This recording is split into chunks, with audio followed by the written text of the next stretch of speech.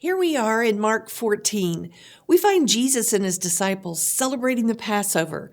Now, if you remember, the Passover was the time when the Jews remembered and celebrated God's deliverance of them from slavery in Egypt, when they put the blood of a lamb on their doorposts to save them.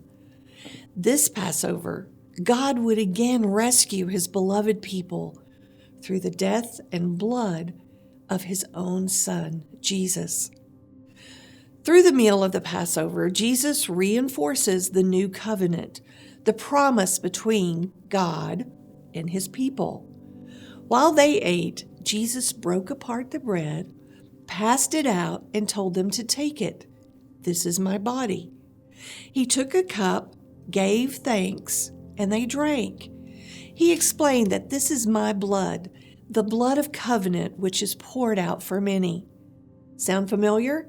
This is the celebration of communion that we take to be reminded of the covenant sacrifice of Jesus, a covenant of love, not of law. Jesus and his disciples then went to Gethsemane to pray. He left his disciples and he took Peter, James, and John further on in. He instructed them to keep watch because he knew the priests were coming to arrest him. When he went to pray, Jesus fell to the ground in deep sorrow and said, "Abba, Father," or as you would say, "Daddy, please, I don't want to have to go through this, but I will do as you ask." And this speaks to me of his great love for his Father and for us. He knew to give his life was going to be terrible, humiliating, and painful, but God had asked that he do this to save us all.